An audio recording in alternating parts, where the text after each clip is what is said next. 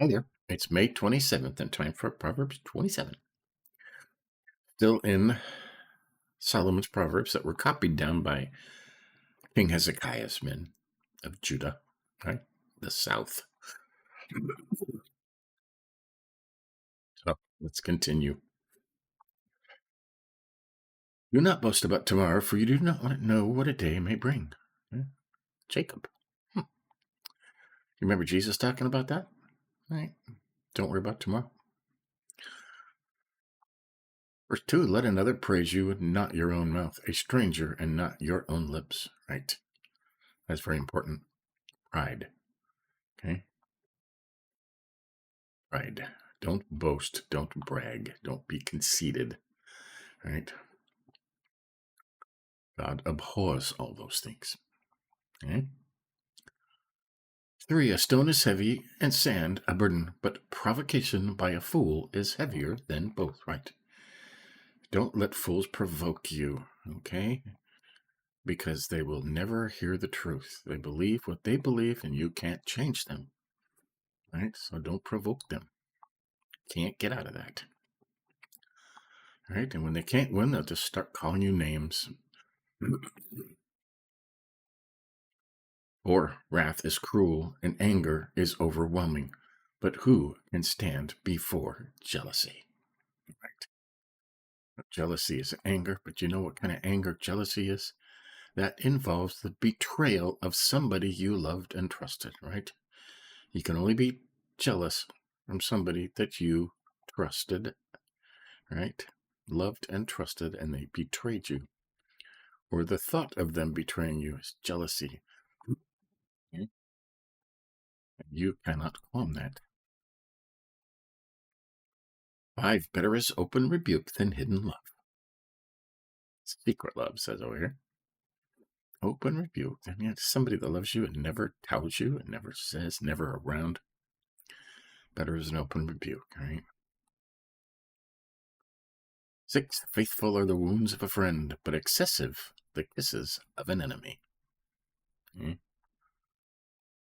There's a note over here.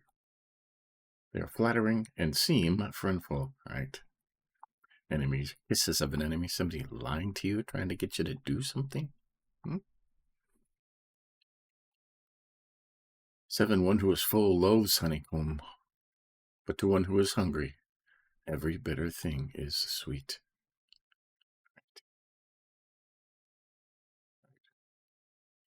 There's a lot in that verse, right?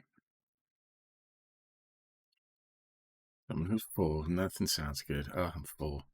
Somebody who's starving, even moldy bread is sweet. A lot of this in the world right now, and there doesn't need to be. Right? 8, like a bird that strays from its nest, is a man that wanders from his home. What happens when a bird strays from its nest? Predators come in, right? Steal the eggs, kill the babies. Okay, a lot in that one too. Okay. 9, as ointment and perfume gladden the heart, so the sweetness of one's friend comes from his sincere counsel. Right? Hearty counsel. Good counsel.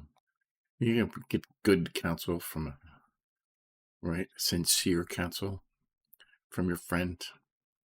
I love you. I care about you. I'm going to tell you the truth. Okay. Good stuff.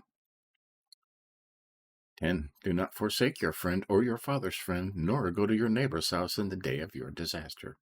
Better a neighbor nearby than a brother far off. Right. Keep your friends. Keep your family's friends. Right. And this is a good one for me because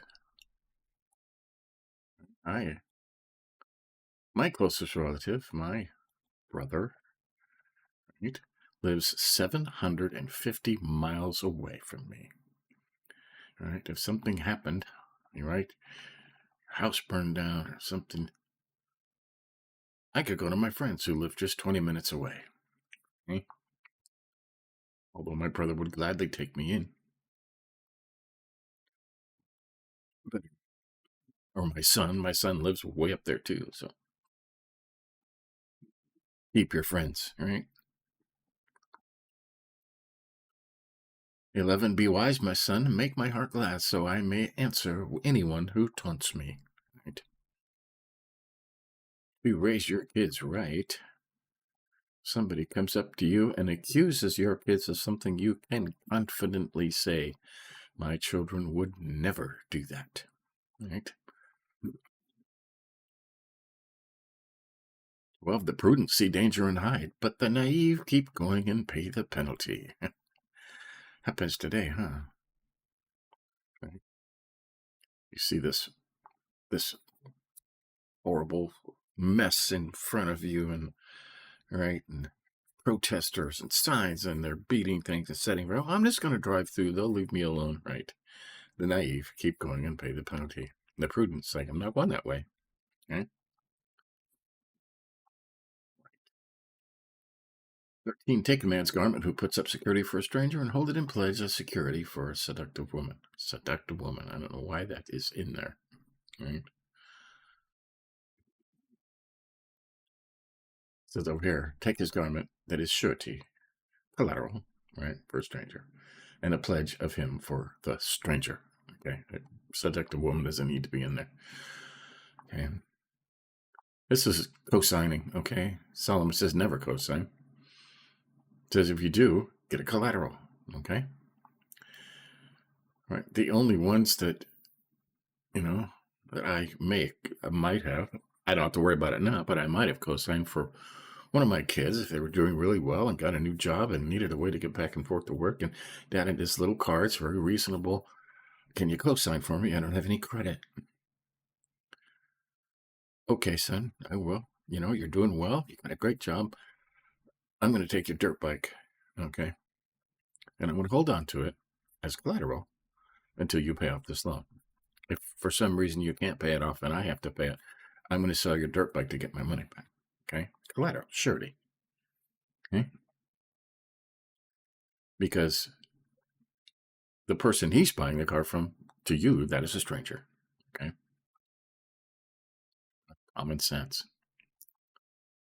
Okay. 14, if someone blesses his friend with a loud voice early in the morning, it will be taken as a curse, right?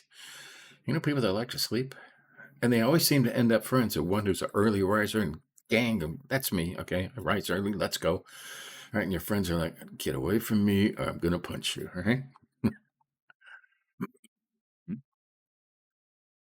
15, continual dripping on a day of steady rain and a contemptuous wife are alike. Hiding her is like hiding the wind or grasping oil with the right hand. Now, they copied this from Solomon. Solomon had a lot of trouble with his wives only because he had so many of them. And the bulk of them were princesses, right?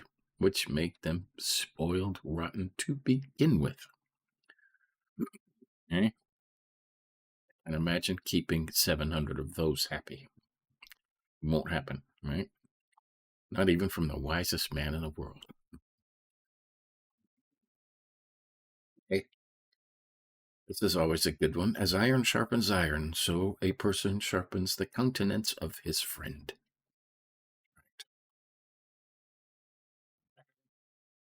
What's this say? One hasty man provoketh another to angry. So iron sharpens iron, right? Now, people look at this in a lot of different ways. I look at it as if you want to be wise in something, hang out with people that are wise in that thing, right? I wanted to be a computer tech when I was young. I hung out with computer techs, okay? We all hung together. We helped each other, okay? During the peak of my career as a computer technician, revamping large corporate headquarters and replacing all their computers with new ones, okay? Putting them together. I was an expert in one thing, like memory systems was my thing. I was an expert in memory systems and hardware systems. Somebody else was an expert in hard drives and storage, and somebody else was an expert in graphics and systems like that. And we all worked together and sharpened each other. Okay, we learned from each other. Iron sharpens iron. Right? If you want to be a mechanic, hang out with mechanics. Right? If you want to be a good Christian, a wise man, hang around with good Christians and wise men. Okay? Just that simple. 18, whoever tends a fig tree will eat its fruit. Whoever takes care of his master will be honored. Okay? It was a law back then, right? When you hired workers in your fields to take care of your orchards and your crops, they were allowed to eat from those crops. Okay? That was the law. Okay? 19, as water reflects the face, so a person's heart reflects the person. Right? Mirrors today, right? They use water back then. So mirrors. So to the heart of man to man. There's no difference between a man and a man by nature, but only the grace of God maketh the difference. Right? Your heart reflects the person you are. Okay? Somebody can watch the way you act and tell what kind of heart you have, whether it's evil, whether it's selfish. 20. Sheol and Abaddon are never satisfied, and neither are the eyes of man. Big statement, right? The problem with all of society today is that the eyes of man are never satisfied. You always want more, newer, shinier, better, bigger. Right? This will make me happy, so we all have homes full of crap now, okay? Just crap that were important at the time, but now they're not, because the eyes of man are never satisfied. If you could be satisfied with everything you have and thankful, that's when you will be rich. Okay? 21, a crucible of silver and a furnace is for gold, but a person is proved by the praise he receives. Okay? And is proved, man according to his dignity. I love these notes. That is, he is either known to be ambitious and glorious or humble and modest. Okay? Person is proved, right? Proven by the praise he receives. Okay? 22, even if you pound the fool along with grain in a mortar with a pestle, his foolishness will never leave him. Now that makes a horrible mental image, right? A fool is a fool. Some fools will always be fools, and they will never learn. You cannot separate it from him. Even if you grind them in a mortar and pestle, that's just gross. Okay. Now this last section, it all goes together, and we'll read it. Know well the condition of your flocks, and pay attention to your herds, for riches are not forever, nor a crown from generation to generation. When hay is removed and grass appears, and the grain from the hills is gathered in, lambs will provide you with clothing, and goats with the price of a field. There will be enough goat's milk for food, and food for your household, and sustenance for your maidservants. Okay? This, for today, this 23 and 24, all right, is important. Know well the condition of your flocks, your bank account, your bills, your assets. Okay? Pay attention to your herds. That's your assets, right? Riches don't last forever, nor a crown from generation to generation, right? You can't rely on your parents and grandparents' money, right? And this is for men. Know well the condition of your accounts, right? Pay attention to your assets, right? The food in your house, the bills that are due, right? It's your job to know all this stuff, okay? And in the spring, you should have everything you need. It's very important for men. You could do a whole study just on this last section, right? So there you go. That's Proverbs 27. Okay? Getting toward the end again. Highlighted some things in here that are stand out, right? Let another praise you and not your own mouth, a stranger and not your own lips. Never brag, okay? Nobody likes a bragger, okay? That's why if you have a good heart and you're humble, it's really hard if you're in an interview and somebody says, tell us about yourself. And I mean, you want them to know things because you want the job, but at the same time, you want to be humble and not brag. Okay? Hard to do. And I think half the time they do it just to see how humble you are. Right? They don't want somebody that thinks they're better than everybody else. They want somebody that's willing to learn and do the job. Okay, 4, wrath is cruel and anger is overwhelming. But who can stand before jealousy? Right? Jealousy. Betrayal. Fear of betrayal. 7, one who is full loathes honeycomb, but one who is hungry. To one who is hungry, every bitter thing is sweet. Okay?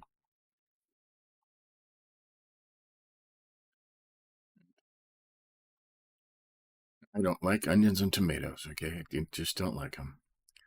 But if I was homeless and I was starving, somebody came up and a kind person gave me a sandwich to eat, I would eat it. If it had onions and tomatoes, I would eat them and think they were sweet because I'm starving, right?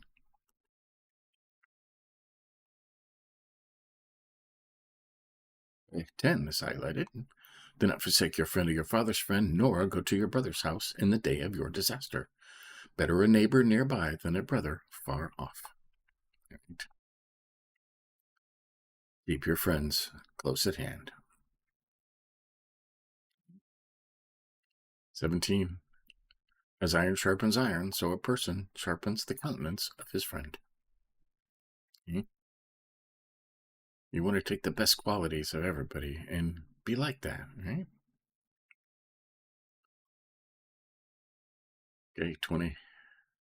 Sheol and Abaddon are never satisfied, and neither are the eyes of man.